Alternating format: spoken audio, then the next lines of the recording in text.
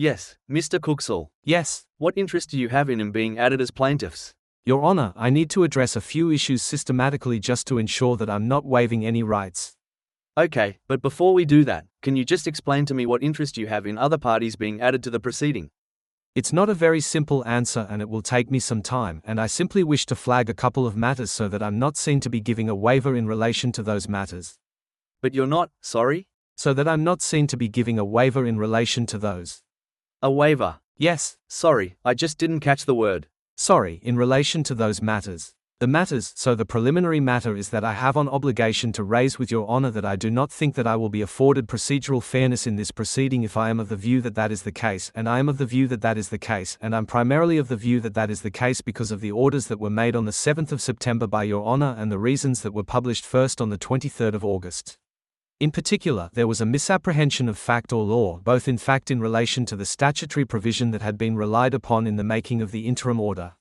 Your Honor had noted in paragraph 35 of the judgment that 35b, specifically, of the judgment, that the interim order had been made pursuant to S31b(I) of the FVPA. Basically what that section, or subsection, rather, says is that if a family violence safety notice has been issued, then the adjudicator, their primary role is one that requires them to determine whether there are good grounds for the status quo to be disrupted.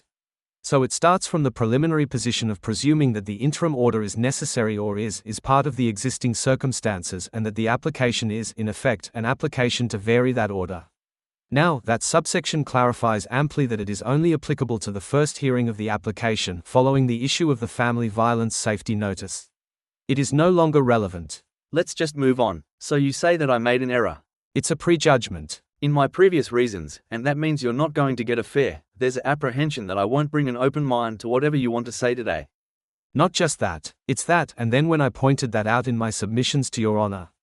I will talk about the submission. I've got a number of documents On the 7th of September. Yes. Not now. All right. And then if I may just complete this line of mine.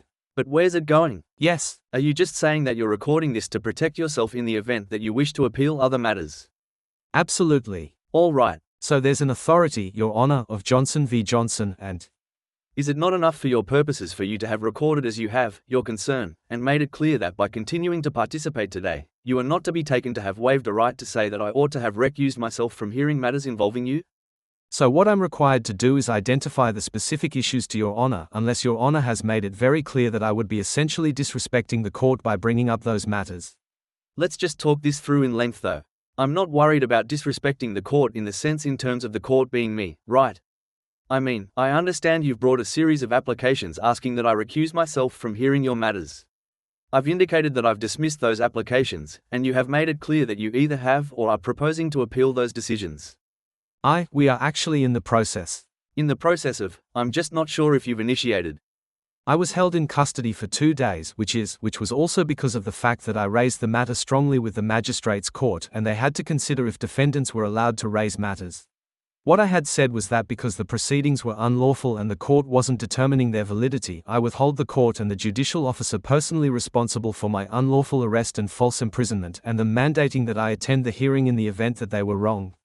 This was said via email. Yes, I mean, it's intriguing to hear of the I know. I'm saying that's why we could not file the application because I had to spend a. The point is you've made it clear, and you've got whatever rights you have to appeal. You've got them and you're entitled to exercise them. But if all you're doing, and I'm not meaning that as in a critical sense. No. If all you're doing is want a formal recording that your participation today is not to be taken to be some waiver of whatever right you have to contend that I was wrong not to recuse myself, that's noted. It's not just that, Your Honor. It's that because Your Honor has not specifically commented about some of the issues, so for instance, in Your Honor's judgment, Your Honor. But are you making another recusal application? Yes or no? That surely, you've got to say yes or no to that. That is an outcome that I would wish, but I do not need to make a recusal application. Okay. What I need to identify to the court is that I am not being afforded procedural fairness in essence because the test for recusal or any other accommodation to mitigate any procedural unfairness is an objective one and the court is in just as good a position as anybody else to determine what would be the appropriate mitigating step that can be taken. So all I need to do is identify that I feel there is a cause of grievance and then it is really for the court to determine what would be the appropriate step. So in that sense, in my view, I think recusal would be the appropriate step, but I do not need to emphasize that. All I need to identify to the court is things that I consider to be incorrect or in some way capable of denying me something to which I'm entitled. All right, Mr. Cooksall, I've made a note that you are not making a recusal application. No, I would, that's not what I'm saying. No. I'm saying I would have preferred that outcome. I have asked you whether you're making a recusal application, and you have not said yes. And can I tell you, you can't. I think it's plain that I would want Your Honor. I don't want you to present to spend, half an hour or something making all the arguments you would make if you were to make a recusal application, in the idea that I'll just recuse myself without you having made the application. Okay, Your Honor, I think we disagree about the principle, but if Your Honor feels that way, then I am making an application for Your Honor's recusal, but… You are? I am, yes, but I was previously not phrasing it in that sense because I understand that Your Honor's resistant to recusing himself because I understand that Your Honor's view is that even if there were errors of law, they do not indicate necessarily bias or prejudgment. Yes. And I feel differently because of the fact that there is a pattern of errors of law and I'm always the adversely affected party on account of those errors of law. The Court of Appeal will determine that, sort that out then, won't they? Yes, they would, but the fact is that I have an obligation for every point that I raise on appeal, for instance, in relation to the 35b paragraph of the judgment. I cannot be taken to have acted in the most responsible way if I did not raise that matter with Your Honor first.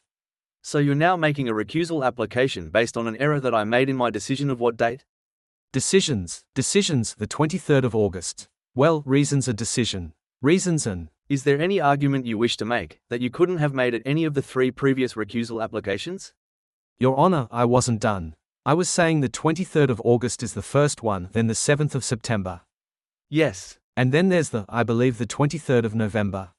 Okay, so is there any error of law that couldn't have been presented at the previous recusal applications?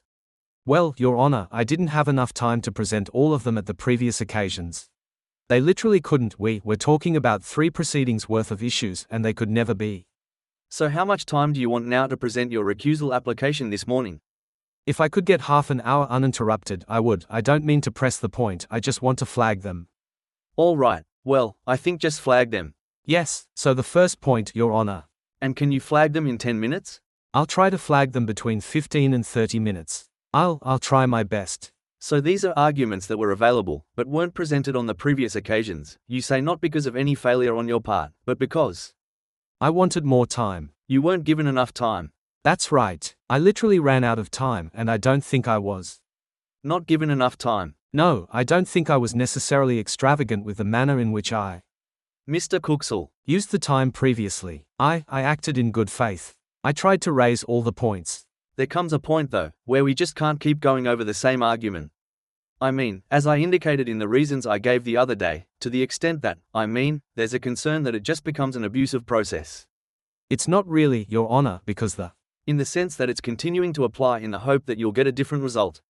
Respectfully, Your Honor, I think that view indicates that the outcome is predetermined, if Your Honor will, in the sense that what Your Honor is saying essentially is that if there is an error or alleged error that is asserted in relation to proceeding. All right, Ms. Di Gregorio, it's probably easier to just give, look, how about if I give you 15 minutes to…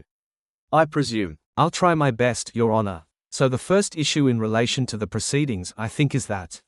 Okay, it's 11.40. The first issue in relation to the proceeding, Your Honor, is that I think Your Honor has been exposed to evidence which is highly prejudicial, which was not lawfully before Your Honor, and of which I was not aware when it was before Your Honor, which has necessarily prejudiced Your Honor in relation to these matters.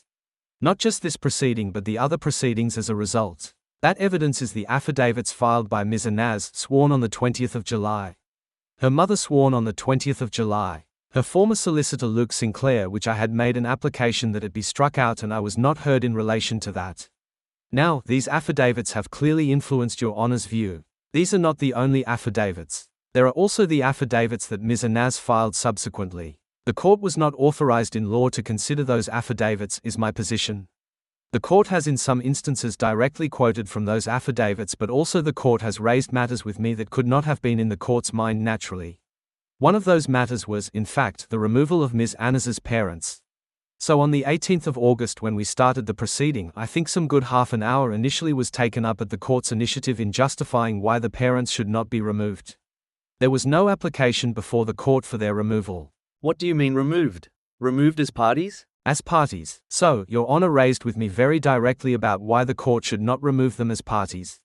That was not done on an application by anybody. It was done on the court's own initiative. Yes. And I was not prepared to address that application. It also essentially, not only was it procedurally unfair, not only did it then lead to a number of exchanges which were then quoted in the judgment that Your Honor published or the reasons that Your Honor published which I say were prejudicial to me. What was the date of this discussion? The 18th of August. The 18th of August. Now, this is a very specific matter in relation to this proceeding, and it was not like other matters because this is not about the general prejudice from Your Honors presiding over these matters. This is very particular to this proceeding, and it has to do with the extraneous evidence to which Your Honor has been exposed. Now, when Your Honor read those affidavits, I had not read those affidavits. The affidavits of Ms. Anas's parents. That's because I had not been served with those affidavits. They had simply been lodged on. I had only become aware of their existence a day before the hearing. That was because Ms. Zhu, who assists me with the lodgement of documents, was attempting to lodge some documents on my behalf, and while discovering that they were not being approved, she had looked at the documents that had been recently approved and seen those documents. That's when she had seen the state summons as well and the affidavit that they had filed and told me a little bit about the content. I hadn't read that affidavit. So essentially Your Honor discussed with me an application that was brought on the court's initiative, and it also led to a sort of interrogation of me, which I say was unfair. Among other things, I was asked about very specific questions regarding my compliance with an order that I deemed to be a nullity, which I say I felt obliged to answer to the court. And I say that those answers were a breach of my right or privilege against self-incrimination. Then, the next matter. Couldn't you have said you didn't want to answer because you would incriminate yourself? Well, given that the answer was in my favor, it would have cast a bad light on me. So the inferences that one may draw. Hang on, so you're saying that I asked a question that was bad because it might have incriminated, but your answer was not incriminatory?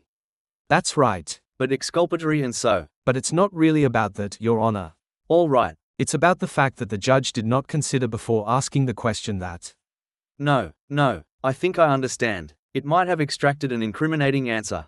That's right. It may have. Basically, it puts pressure on people, and I know that Your Honor is literally here to judge, and Your Honor was going to hear an injunction application shortly after, and the answers that I was giving would inform those decisions.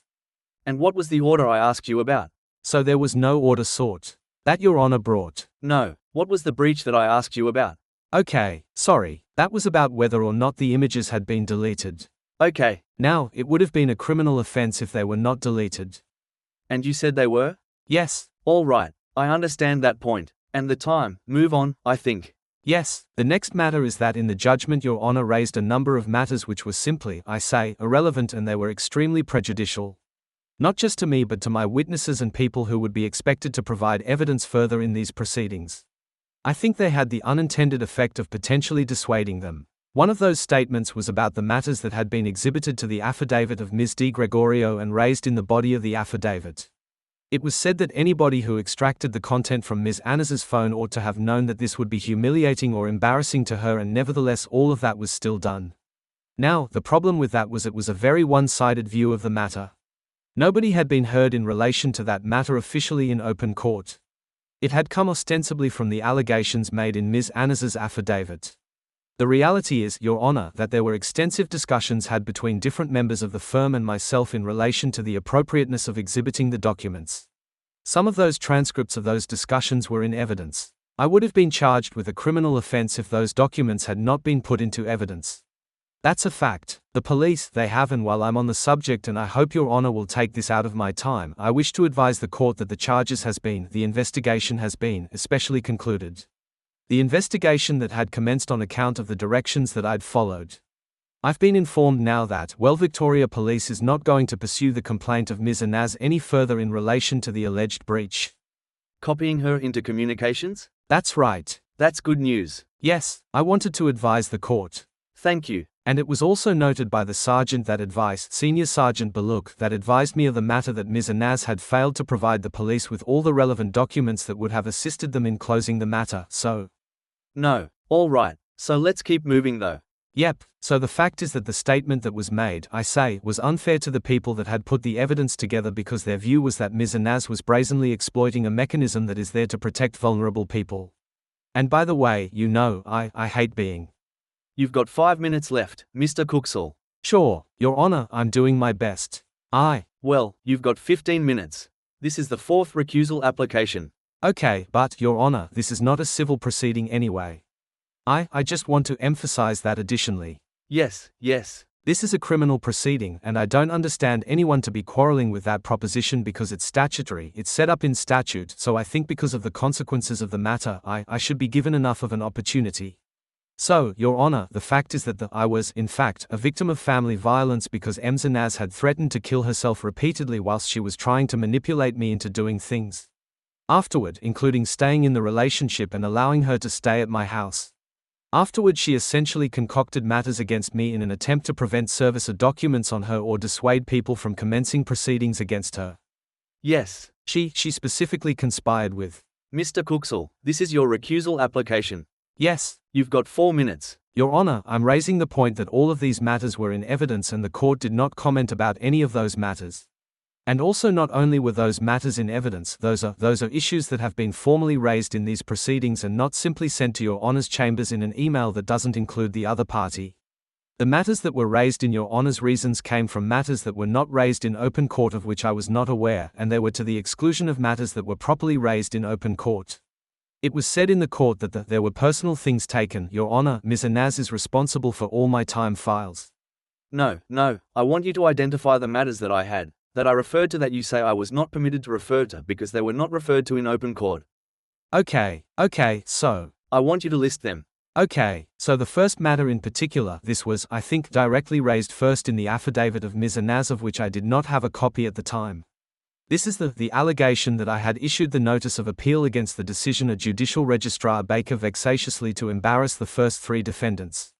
That matter was in Your Honor's reasons. There was no allegation made to that extent in open court. The first time that matter was raised was in the affidavit of Ms. Naz, which was provided to Your Honor's chambers a few hours, possibly the previous day, but still late in the previous day, a few hours before the judgment was published, and the fact of the matter is, Your Honor, that I had to bring the notice of appeal because when I brought the notice of appeal, there were no summons available for the judge to rule on for the next hearing because the summons that were before the court had been effectively withdrawn by the first 3 defendants.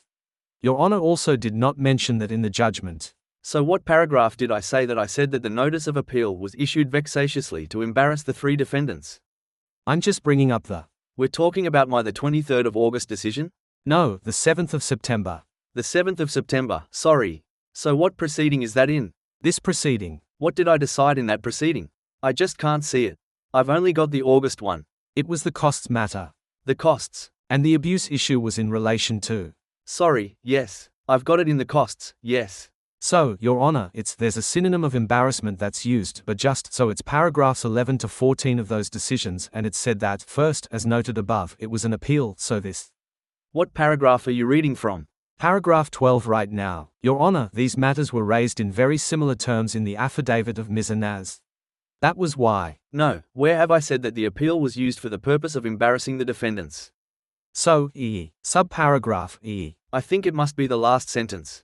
Subparagraph E. The conclusion I draw is that probably PPP was seeking to maximize the potential discomfort to DDA and her parents associated with the litigation, which is not a good reason for initiating an appeal. Yes, right. So you say that's all right. I understand the point. You better move on to the next one. Now, I just want to raise a couple of matters of law about this point. Now, it was said in Cool v, so that's clear, you. No, just tell me what the principle of law is. In a sentence. Okay, the principle is this: the judge should not judge the credit or intention of a witness or a potential witness without squarely putting allegations to the witness or the potential witness about the matters. If the judgment is going to be prejudicial to the character or the cause of one of the parties or the witness personally, it cannot be raised without giving the witness an opportunity to be heard and address the judge. Did you identify a proper legitimate purpose for which the affidavit must be made available for inspection by the public?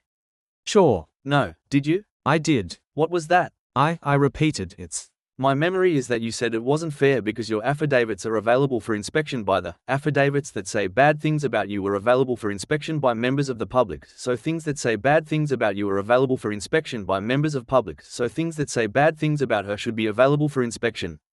That's my memory. That was much later down the list of points that I'd raised. The first point that I'd raised was that the court had no authority of power under law. Right. And that's my understanding of the open courts principle. I've cited numerous authorities that go to that. And in particular, Your Honor, if I may just refer to. So you're saying that I was saying, yes, I said here you didn't identify a legitimate purpose for which you were trying to make sure that these documents. I wasn't trying to. And your answer to that is you said that it was a legal requirement. That the court didn't have power. I'm saying that the question reverses the onus. It's not for me to prove that the documents should not be made available for inspection. It is for a party seeking their suppression. Why did you oppose the application that they be not inspected by members of the public? Because, Your Honor, it's not a judicial process anymore. I spent a day in jail recently for not backing off a statement that. Okay, so I ask again, the reason you opposed it is because you said it just is a matter of legal principle, it should not be done. It's because if the judge doesn't understand that, inevitably the judge will not understand a number of other matters that are central, in my view, to the exercise of judicial power. Okay, all right. And, Your Honor, if I may just cite. I understand the point. If I may just cite an authority about this matter that squarely addresses the issue.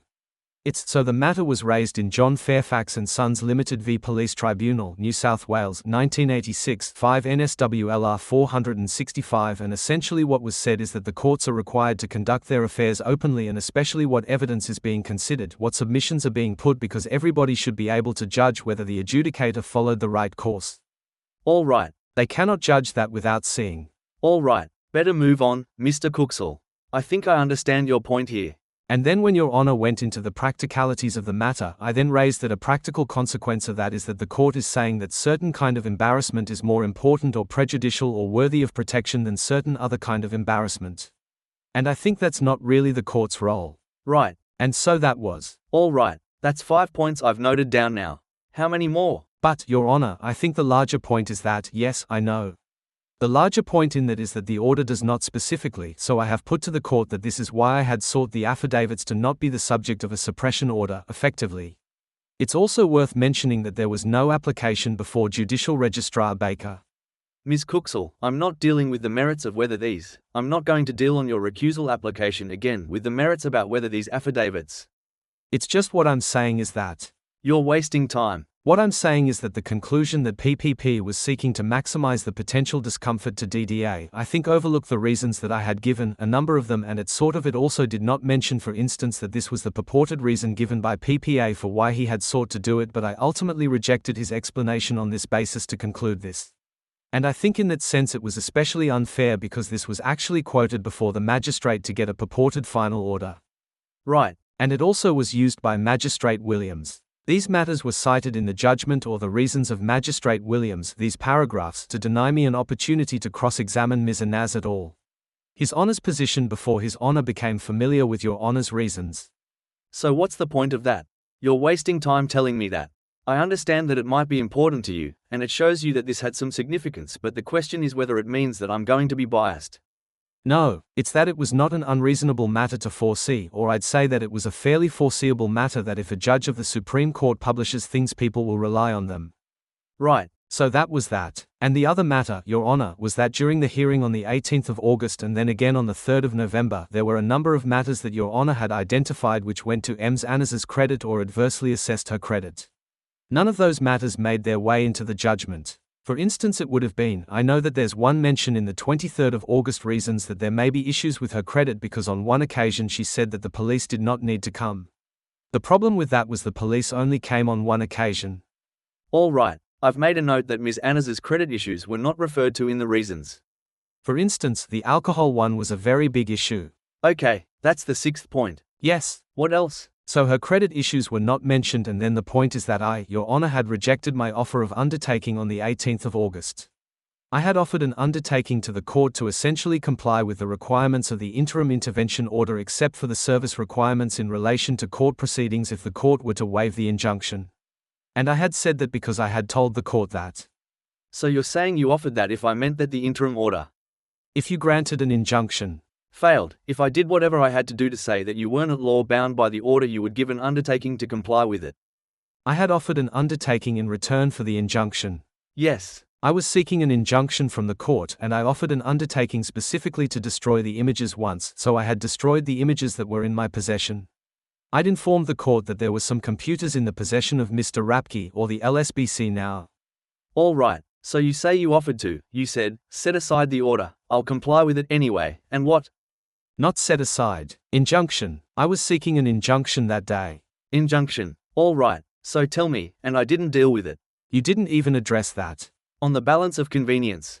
Yes, that's right. You didn't address that, but also, Your Honor, there are authorities which, if the court allows me, I'll cite that say that the court's unreasonable refusal to accept an undertaking is revelatory of prejudice against the party who is offering the undertaking, and this is specially. All right, have you got a transcript reference where you offered the undertaking? I can find that. All right, next. So that's the 7th point. Any more? Your Honor, I'm told that it's on P105 of the 18th of August transcript. All right. I just want to raise a couple of matters about the undertaking. It was offered in circumstances where the court had itself identified that there were potential prejudices coming to me because the service may lead me to unintentionally breach the interim order. Yes, look, I understand that. And I think the court was in a special position because the court knew that Ms. Anaz had filed the police complaint against me about that already. I did not, because she had only sent the material to the court, and the court had sent that material to me that morning. I can't remember if I knew that but anyway, so what's the next point? I understand the point, then, that I didn't deal with your undertaking, and you say I should have because it was important. It would have avoided the whole fiasco. Yes, Mr. Cooksall, you've had over half an hour, just about half an hour now. What's the next point? That's 7. So the next point, Your Honor, is that Your Honor granted all the orders except for one on my notice of appeal against Judicial Registrar Baker, and also did not address my amended originating motion issue, and in this case, I had actually provided an amended originating motion to the court and the parties. It was actually also exhibited to the affidavit of Mr. Stephen Payne, filed on behalf of the state, but... Sorry, what's the 8th point? Your Honor did not address the amended originating motion that I had sought to issue. Okay. Now, on previous circumstances, in previous. Okay, so the apprehended bias arises from the fact that I didn't deal with your application to file an amended originating motion. No, the assertion is that there may be a reasonable application that may arise that Your Honor is trying to protect Ms. Anaz by preventing a more prejudicial amended originating motion from being considered. Okay. Because in other circumstances where the originating motion is not filed, Your Honor simply addresses it and says, because it's not filed yet. All right, what's the next point? That's 8. The other issue is that just bear with me, Your Honor. So in the notice of appeal, except for the amended originating motion, which was not addressed at all, the only other matter that was not effectively addressed in accordance with what I would have sought in terms of the orders was the issue of the affidavit. All the other orders were made in accordance with my notice of appeal. There were several orders that were made in accordance with my notice of appeal. Yet, what were they? What issue did you? It is to do with the costs or something. You say you were successful before me and so ordered costs against. And then, Your Honor, that's right. Yes, so what arguments did you succeed in? So the purpose, the most important purpose of the notice of appeal was to set aside the summons of Ms. Anaz and her parents and to have my summons scheduled immediately for a hearing. I was successful in that. Then, I'm bringing up the notice of appeal. Mr. Cooksall, I am anxious about the time. I'm going as fast as I can, Your Honor. Yes, I know, but it's your 4th. These matters have not been raised before. Yes, well, there's the problem, isn't it? Yes, you've got to raise matters properly. Anyway, I'm giving you time, but I want you to keep moving quickly. Sure. So, Your Honor, the grounds of appeal, the orders that were sought were that, firstly, the court extend the time for finding this notice of appeal, which I think. The court set aside the orders of Judicial Registrar Baker made on the 27th of January 2023, which was set aside. The court determined and declared that the interim intervention order granted by Magistrate Gattuso on the 12th of September is a nullity. The hearing of that was scheduled in accordance with that order. The court permit the plaintiff to file an amended originating motion. This was not addressed. The court permit the plaintiff to join additional parties sought to the proceeding. This was not addressed. The court make appropriate directions in relation to the summary judgment application of the plaintiff filed in relation to I'd say. So just get to the point. You're saying you enjoyed partial success in this appeal, so the cost order I made reflected. But I had failed. Apprehended bias. Yes, and to the extent that I. Have you appealed the costs order? Or are you going to seek leave to appeal the costs order? Yes. All right. Yes. All right. And Your Honor, to the extent that I did not. Anything else? Yes, to the extent that there were any orders made that were to my disliking, they were only made because Your Honor allowed the state summons to be scheduled against me at the last minute and breach off the previous orders of the court, or in waiver rather, I should say, because the court waived them. All right, Mr. Cooksall, I mean, it's apparent from my costs ruling that I thought that you should be paying costs. Now, I'm right or I'm wrong on that. But also, Your Honor, that Your Honor allowed the state summons to be filed and the affidavit after waiving the previous orders of the court only for them. Both I and the state have filed the summons. Yes, all right. And then during the hearing Your Honor noted that Your Honor did that purposely to have an application against me on that day. So Your Honor created competition for my summons. Yes, all right. Where there was none. That's the 9th point, is the costs order made. And then? How many more, Mr. Cooksall? Not many. No, how many more? Maybe 3 at the most. So, Your Honor, on the 23rd of November, when I applied for an injunction, I had foreshadowed that application on the 3rd, and I had discussed in open court the fact that the balance of convenience consideration, even by Your Honor's own count, had changed. Effectively, in the consideration that the court had taken into account, firstly, the court had found that the intervention order had been made pursuant to a section of the Family Violence Protection Act. Tell me what the point is. Just tell me what is the topic sentence of this point for which I should recuse myself. It's that Your Honor prejudged the matter of the validity of Magistrate Gattuso's interim order on the 23rd of November to the 23rd of November. When Your Honor published Your Honor's reasons, I was seeking an injunction application before the court. Your Honor did not even hear me, did not tell me that the court will publish a judgment or reasons just based on an incomplete application, which was admittedly incomplete. Tell me what happened on the 23rd of November. What did I, the 23rd of November? So on the 23rd of November I made an application to this court in this proceeding, and I sought. What, were we in court on the 23rd? No, I made an application. Did you file a summons? I filed a summons in accordance with the quasi-criminal rules. The criminal procedure rules. So on the 23rd of September? November. The 23rd of November this year. Yes, in this proceeding? In this proceeding I wrote to the practice court, and I wrote to Your Honor's chambers. Did you file a summons? I filed the criminal procedure rules equivalent of summons. Okay, yes, I remember that document. Yeah. That's Form 61D. Yes. That's the summons under the criminal procedure rules. Yes. And I also contacted the practice court, and they said that I could not file anything because Your Honor's chambers were dealing with it, so they wouldn't deal with me. They sent me an email too. And what did you want on the 23rd of November? An injunction. My injunction application to be reheard because. Urgently? Urgently because the circumstances had changed. This is the injunction application that had been dismissed earlier? No, it's not the same injunction application because the balance of convenience had changed. Changed, all right. And the problem is the court didn't immediately list it? Not just that, the court didn't list it at all. Okay. Subsequently, I kept writing to the court. The court did not respond to my emails. Yes, that's because everyone is busy. Everyone has got other things to do. I mean, you can't just send an email to my chambers and say, I need a hearing tomorrow.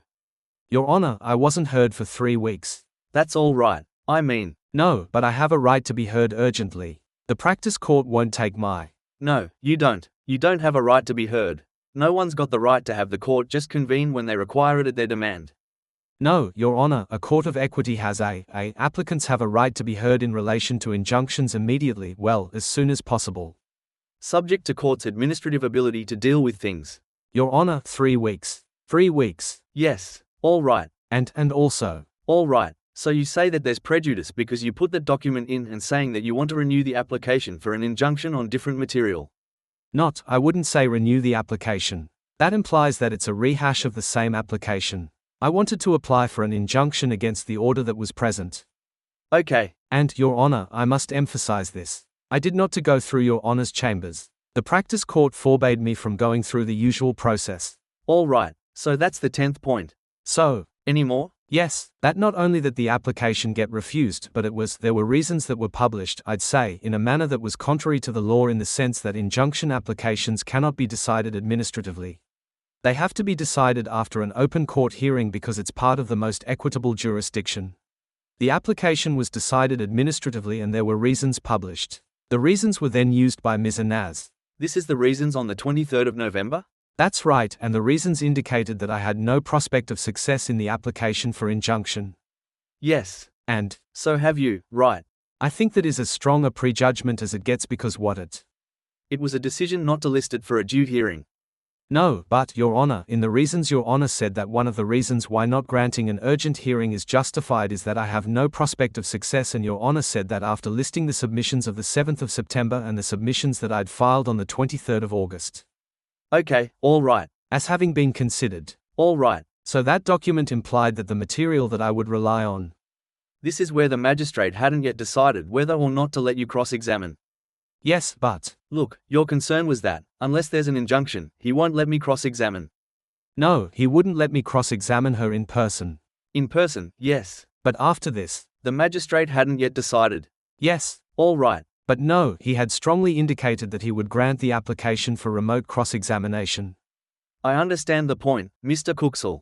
But after this judgment, Your Honor, I'm not allowed to cross-examine her at all because one of the other matters raised in that judgment was that maybe the court should look into having me engage a lawyer to cross-examine her. That is contrary to my right to appear before the court as it's set out in the Judiciary Act, Your Honor. It's, I believe, S78 of the Judiciary Act that parties have a right to access the court or choose a. Yes. So. All right, so that's your 10th point, 11th? So let me just clarify one matter then. It wasn't just that the injunction application was not heard. It was also that it was said the application had no prospect of success. And I say that was prejudgment because I had specifically clarified that the issues were different and injunctions on interlocutory applications, they're always decided as of that moment. Okay. And I don't see why I was stopped by the practice court from hearing the application because I know it as a matter of fact that within the 3 weeks the practice court has had some to hear urgent matters. All right, yes. So I was precluded from being heard by a different judge as well. Yes. At Your Honor's directions is my suspicion. Now, the other matter, then, Your Honor, is that Your Honor specifically prevented me from relying on Ms. Annes's fraud as per the reasons that were set out. Although I'm a little bit confused about because paragraph 13 of the originating motion does speak of bad faith. Tell me, I don't understand this point. So in the reasons that Your Honor published on the 23rd of August, Your Honor said that Your Honor would not let me rely on fraud as a basis.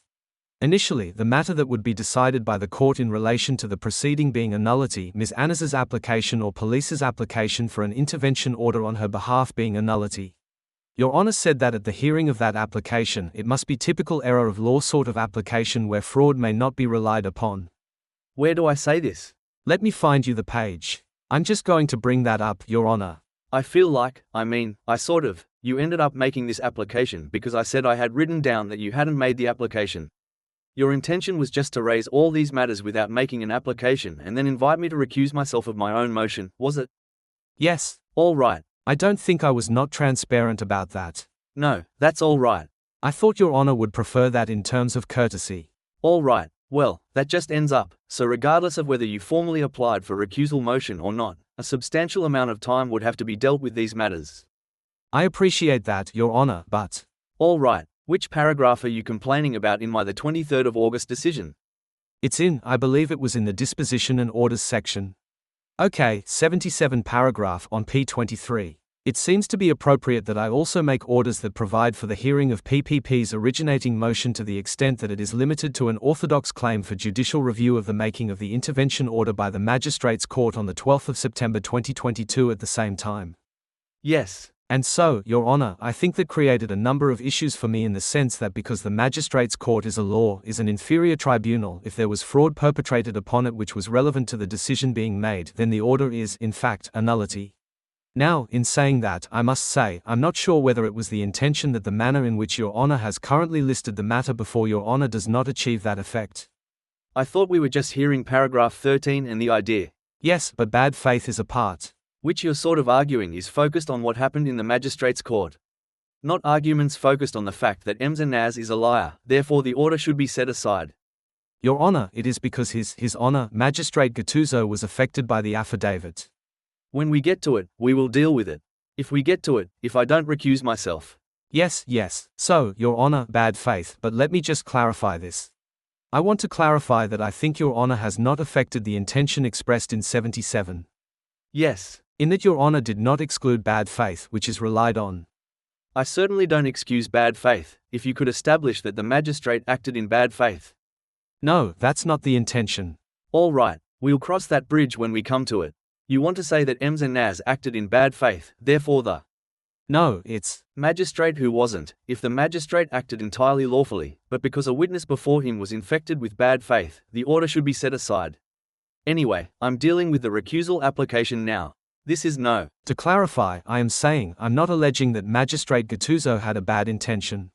Bad faith is. All right, yes. But I will get to the issues then, as Your Honor suggests. Yes. So, and this is just the wrapping up of this point. I think, as a court of law and equity, as is set out in the Supreme Court Act, it was not open to Your Honor to close off the court's equity jurisdiction to me, and the only way in which this could be effected was if Your Honor heard the matter himself, because by the Supreme Court Act, this court cannot close off its equitable jurisdiction in any matter, and fraud has to do with equity. And I think the other more central issue to all of this is that these orders were made with the understanding that this matter was to be dealt with in accordance with the Civil Procedure Act, and I have taken responsibility for misleading the court if the court was misled on my account as well, because I had. Yes, I understand. You say that. I still tend to the view that in an originating motion brought under Order 56 of the Supreme Court General Civil Procedure Rules, 2015, that the Supreme Court General Civil Procedure Rules apply. Your Honor is bound by. No, you disagree, but that's. No, there's an authority of the Court of Appeal of this court that is against Your Honor, and let me. All right, what difference does it make? It makes a lot of difference. Yes, what? Firstly, the balancing of justice with economy and efficiency no longer applies. But I'm still exercising a judicial review power. Right. Your Honor, a judicial review power. Is that right or not? The power you are asking that I exercise is the power given to me by Order 56. No, I'm seeking declaratory relief, and I'm seeking the court's equitable jurisdiction. All right. And a number, but, Your Honor, the other matter is that if it is a criminal matter. So you want equitable relief brought under the criminal procedure, and other than affecting the form of documents, how would the decision about whether the decision to grant the relief matter affected by the procedure? Because Your Honor is required to make further accommodations to me if this is a criminal procedure. Why? Because there are certain rights in criminal proceedings that don't exist in civil proceedings. But you're not being charged with anything before me. You are bringing an action trying to get relief. So you say you get a head start because it's under the criminal rules compared to the civil rules? No, it's because it affects the possibility of a criminal prosecution. This is well settled in a long line of authorities. So you're saying, suppose the question is, did the magistrate who made the interim intervention order provide you with procedural fairness or not, which is one of your arguments? Yes. You're saying that the answer I reach might depend on whether I am having regard to civil procedure or criminal procedure. In discretionary matters, yes. So for instance, if I had made the application outside of the normal period for making the application, it would be relevant to the exercise of Your Honor's discretion whether to extend the time for the making of the application. But just answer my question about whether, when I'm deciding whether you were provided with procedural fairness. It will matter because what Your Honor will decide in relation to the filing of evidence, how much time Your Honor gives me to present the case, whether or not Your Honor allows me an adjournment.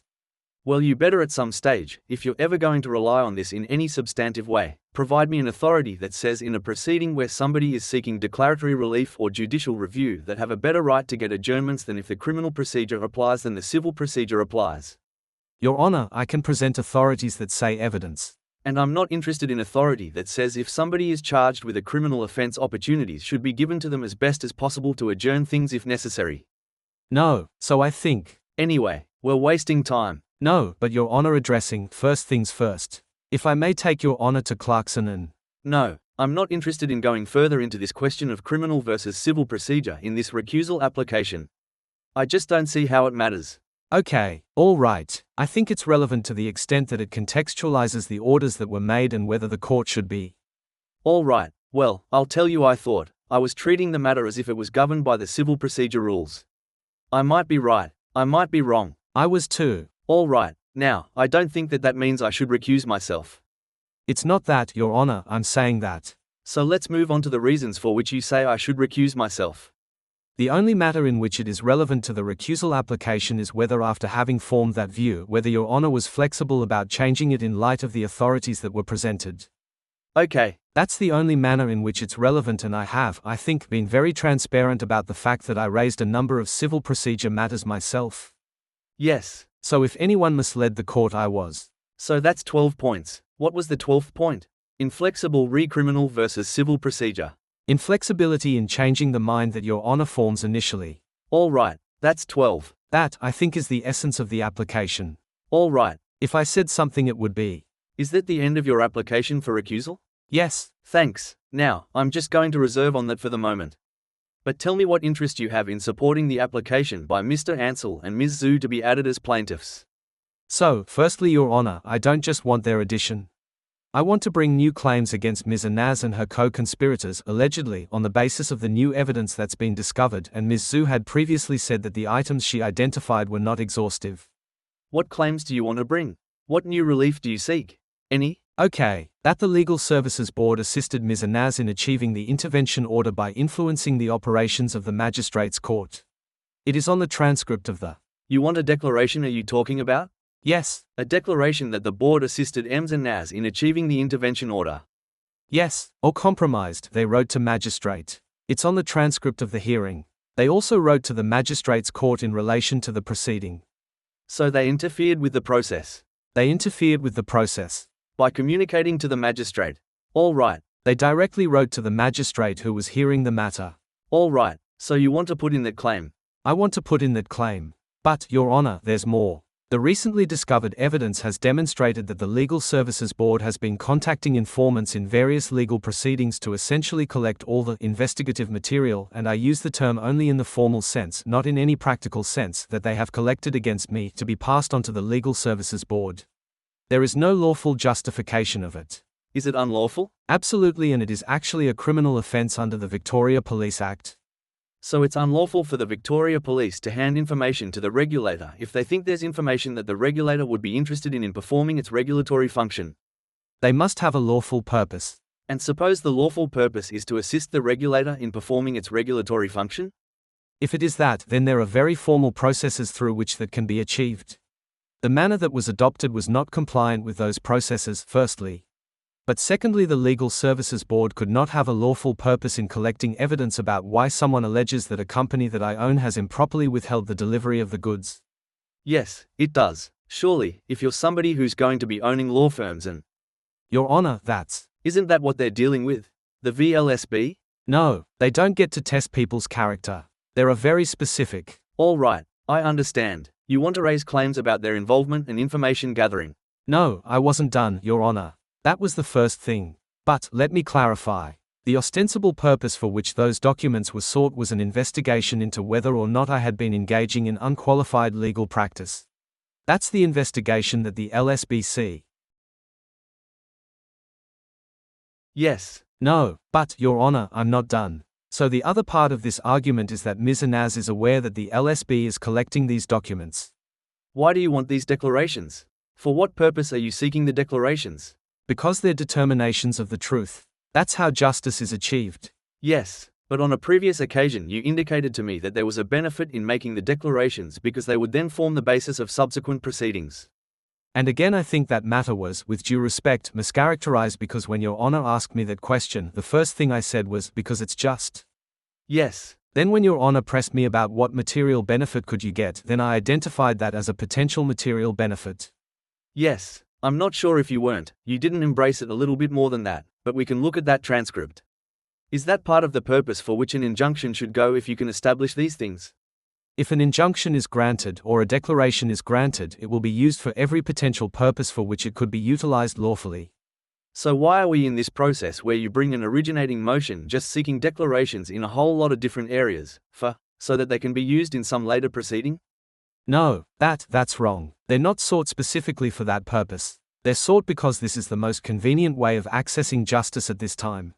Because there are matters, for instance, the malicious prosecution matter.